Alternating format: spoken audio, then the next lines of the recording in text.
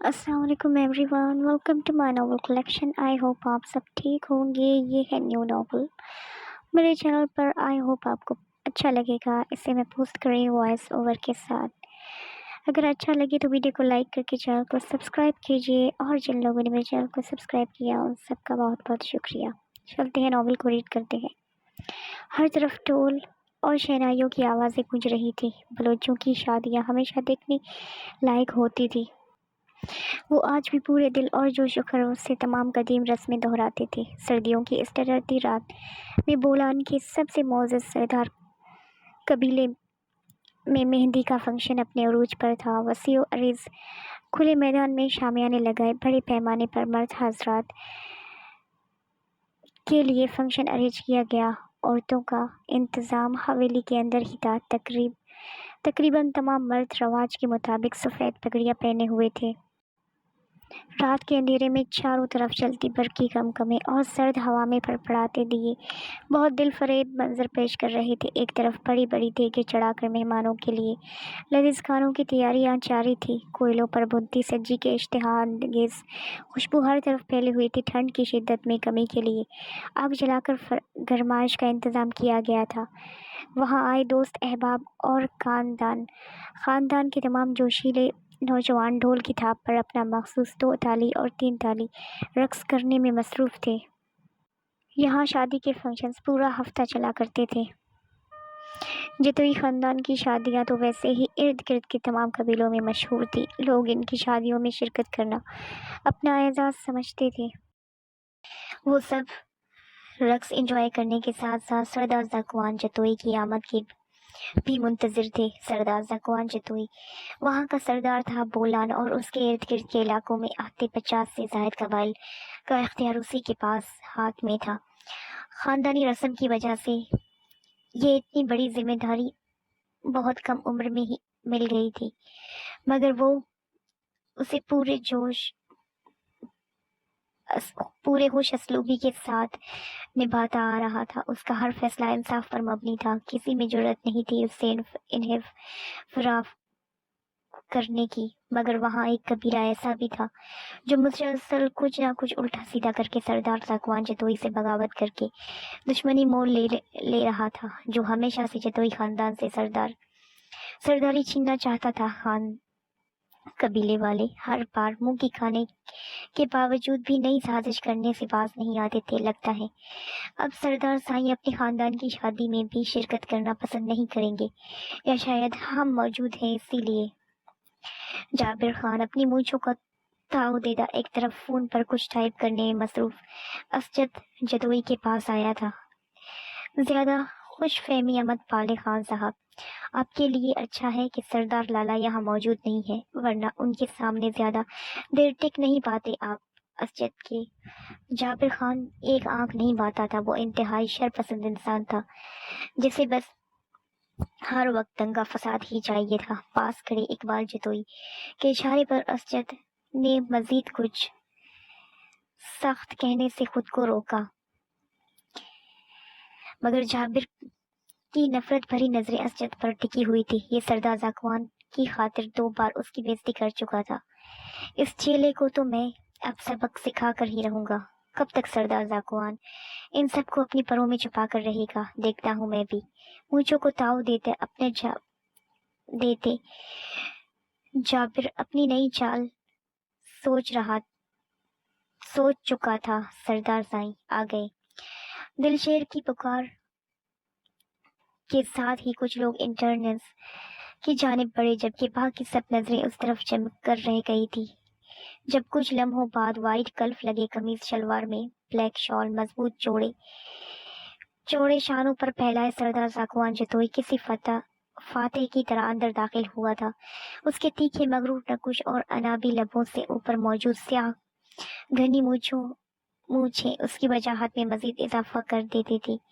वो यूनानी देवताओं जैसा हुस्न रखने वाला अपने दौर का बेताज बादशाह माना जाता था, जो मुश्किल सिचुएशन को भी अपने हाथ में करना अच्छे से जानता था।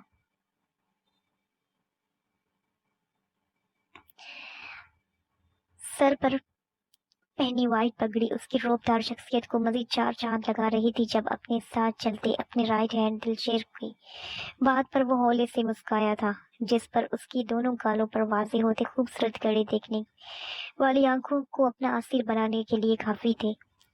اس نے وہاں آ کر اسٹیج پر بیٹھی فیضان جتوئی سے بغلگیر ہوتے وہاں ہوتی تمام چمگوئیاں بند کر دیا تھا۔ جابر خان کی حسد بھری آگ اگلتی نظریں سردار ذاکوان کے مسکراتے چہرے پر جمی ہوئی تھی۔ جس طرح باقی قبیلوں کے بڑے لوگ جھک جھک کر سردار ذاکوان کو مل رہے تھے، اس بات نے اس کے حاسدوں کو جلا کر راکھ کر دیا تھا۔ کیا ہوا جابر خان؟ آپ تو بہت شدت سے منتظر تھے سردار لالا کے آنے کا، اب جا کر ملیں گے نہیں ان سے؟ اسجد جابر خان کی مانند پڑتی رنگت دیکھ کر استازیہ لہجے میں مخاطب ہوا۔ ارد گرد متوجہ لوگوں کی وجہ سے جابر خان کو ناچار اٹھ کر جانا پڑا۔ سلام سردار سائیں۔ سردار ذاکوان سے ہاتھ ملاتے اس نے باقی سب کی طرف جھک کر اس کے ہاتھ پر ماتھا ٹیکا تھا۔ کیسے ہو جابر خان؟ سردار ذاکوان نے ٹانگ پر ٹانگ رکھے اپنے مخصوص مغرور لہجے میں پوچھا تھا۔ اللہ کا کرم ہے سردار سائیں۔ جابر خان مٹھیاں بیچے بہت مشکل سے اپنا لہجہ ٹھیک کرتے رکھتے ہوئے بولا۔ بہت بہتر۔ ذاکوان خوشی کے موقع پر کوئی بدمزگی نہیں چاہتا تھا، خانوں سے ان کے کارناموں کا حساب کل جرگے میں ہی مانگنے والا تھا۔ اف کتنی ٹھنڈ ہے، مجھے لگتا ہے میں تو اس ٹھنڈ میں جم جاؤں گی۔ اگر آج اسائنمنٹ سبمٹ نہ کروانی ہوتی تو میں کبھی نہ آتی۔ دونوں ہاتھوں کو آپس میں مسلتے عنائشہ سردی سے کانپتے ہوئے بولی تھی۔ اس کے ساتھ چلتی زرجان نے نگاہیں موڑ کر اس کی جانب دیکھا۔ نیوی بلو جینز کے اوپر پنک کلر کا لانگ کوٹ پہنے، سر پر اسٹائلش سی گرم پنک کلر کی ہی کیپ پہنی، وہ سردی سے لال گلابی ہوتی ہمیشہ کی طرح بے پناہ حسین لگ رہی تھی۔ اس کے سیاہ بال کیپ سے نکلتے شانوں پر پھیلے ہوئے تھے، جبکہ روئی جیسے نرم گال سردی کی شدت سے گلابی ہو چکے تھے۔ سرجان اس چلتی پھرتی آفت کو دیکھ کر مسکرا دی تھی۔ یہ نازک سی گڑیا یونی کے ہر لڑکی کی اولین خواہش تھی، بوروں کی طرح وہ اس کے آگے پیچھے منڈلاتے رہتے تھے، مگر عنائشہ نے آج تک کبھی کسی کی جانب مڑ کر دیکھا تک نہیں تھا۔ وہ حلیے سے جتنی ماڈرن اور نکچڑی معلوم ہوتی تھی، در حقیقت اتنی ہی سافٹ اسپوکن اور اپنی حدود کی پاسداری کرنے والی تھی۔ بچپن سے جس پہناوے کی عادت تھی وہ چھوڑنا اس کے لیے کافی مشکل تھا۔ اب اگر آ گئی ہو تو کلاسز تو لو، اتنی ٹھنڈ بالکل بھی نہیں ہے، تھوڑا سا تو برداشت کرنا سیکھو۔ زرجان اسے واپسی کے لیے پر تھولتے دیکھ کر بولی۔ نہیں، میں سب کچھ برداشت کر سکتی ہوں مگر ٹھنڈ بالکل بھی نہیں۔ میں تو کہتی ہوں تم بھی چلو۔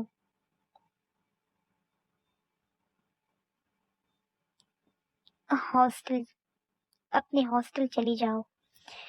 عنائشہ اس کے ساتھ کیفیٹریا میں داخل ہوتی مزید مفید مشورے سے نوازتی بولی۔ سرجان عنائشہ کی مقابلے میں بالکل مختلف لڑکی تھی، ہمیشہ بڑی سی چادر کا نقاب لیے اس میں خود کو چھپائے رکھنے والی متحمل مزاج سی، جبکہ اس کی نسبت عنائشہ تھوڑی اور اس سے کہیں زیادہ اسٹائلش بھی انہیں دیکھ کر اس بات پر یقین نہیں کر سکتا تھا کہ دونوں بیسٹ فرینڈز ہیں۔ عنائشہ ہائی سوسائٹی کی ایک ماڈرن فیملی سے تعلق رکھتی تھی، جبکہ سرجان کا تعلق بلوچستان کے قبائلی علاقے سے تھا، ان علاقے میں جہاں ابھی تک قدیانوسی سوچ کے مالک لوگ رہتے تھے، وہیں کچھ ایسے بھی تھے جو گھر کی بیٹیوں کو بھی بیٹوں کے برابر ہمت دیتے تھے۔ یہی وجہ تھی سرجان اور اس کی کزن رامین کو ابھی اعلیٰ تعلیم حاصل کرنے کے لیے کوئٹہ بھیجا گیا تھا۔ وہ دونوں ہاسٹل میں مقیم تھے، ہر 2 مہینے بعد اپنے گھر جاتی تھی، جہاں زرجان کی عنائشہ سے بہت دوستی تھی۔ وہی رامین اور عنائشہ بالکل بھی نہیں بنتی تھی۔ رامین کو وہ یونی کی سب سے زیادہ مغرور اور موڈی لڑکی لگتی تھی، جیسے اپنے حسن پر بہت ناز ہو۔ عنائشہ بھی رامین سے زیادہ بات نہیں کرتی تھی، اس کی اب تک کی لائف میں پہلی دفعہ کوئی اچھی دوست بنی تھی اور وہ تھی زرجان۔ وہ زرجان کے علاوہ کسی اور لڑکی سے بھی زیادہ بات نہیں کرتی تھی، اس کی اس مزاج کی وجہ سے یونی میں اسے مختلف القابات سے نوازا جاتا، مگر عنائشہ کو کسی کی کچھ بھی کہنے سے کوئی فرق نہیں پڑتا تھا۔ تمہارا واقعی کچھ نہیں ہو سکتا۔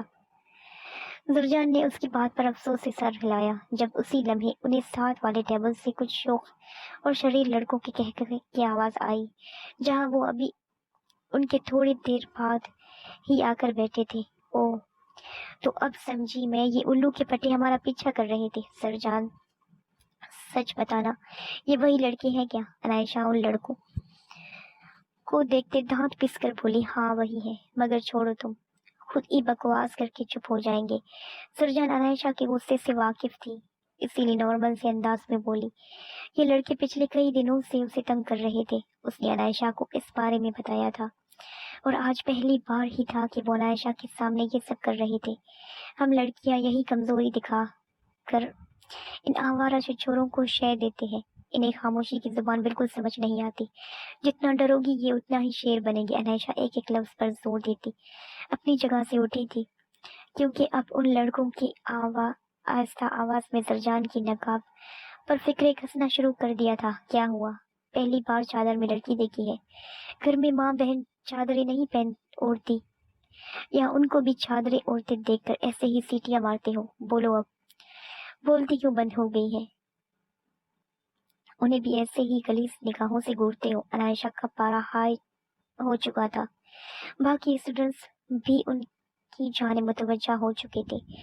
زرجان نے اسے روکنے کی کوشش کی تھی، مگر وہ اس وقت سننے کو کچھ بھی تیار نہیں تھی۔ اے لڑکی، زبان سنبھال کر بات کر۔ ان میں سے ایک لڑکا عنائشہ کی بات پر آگ بگولا ہوتا انگلی اٹھا کر عنائشہ کو مزید کچھ بولنے ہی والا تھا، جب عنائشہ نے سامنے پڑی اسی کی گرم چائے اٹھاتے اسی پر ڈال دیتی۔ عنائشہ، اعظم خان کے سامنے آئندہ انگلی اٹھا کر بات کرنے کی کوشش مت کرنا۔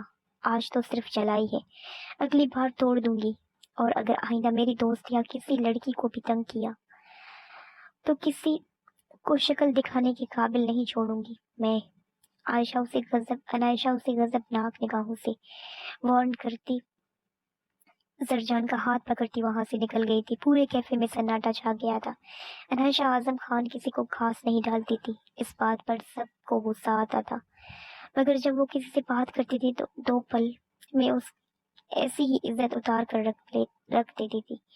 اسی لیے اب سب خود ہی اس سے دور رہتے تھے۔ میم، ابھی آدھے 1 گھنٹے بعد آپ کی بیرسٹر آفندی صاحب کے ساتھ میٹنگ ہے، یہ اس کی فائل جو آپ نے منگوائی تھی۔ مہناز بیگم کی سیکرٹری ان کے پاس کھڑی انہیں ریمائنڈ کرواتے ہوئے بولی۔ ٹھیک ہے، تم جاؤ۔ مہناز بیگم اپنی پیشانی مسلتے وہاں سے جانے کا اشارہ کر گئی تھی۔ اس کے جاتے ہی دونوں نے موبائل پر کوئی نمبر ڈائل کرتے کان سے لگایا۔ تیسری بیل پر کال اٹینڈ کر لی گئی تھی۔ سردار زاکوان چتوئی اسپیکنگ۔ دوسری جانب سے ابھرتی بھاری آواز مہناز بیگم جیسی خاتون کے ماتھے پر بھی پسینے کی بوندیں چھوڑ گئی تھی۔ میری بیٹی کو طلاق دینے کی کیا قیمت چاہتے ہیں آپ؟ میں بہت اچھے سے جانتی ہوں کہ آپ کو اس میں کوئی انٹرسٹ نہیں ہے۔ ماضی میں کی گئی میری غلطیوں کی سزا اسے مت دیں، وہ بہت معصوم اور نازک ہے۔ آپ کی حویلی کی سخت دستور برداشت نہیں کر سکتی۔ مہناز بیگم آج پھر اس قلعے سے سر پھوڑنے کا ارادہ کر چکی تھی۔ مہناز بیگم کی بات کے جواب میں سردار زاکوان کا جاندار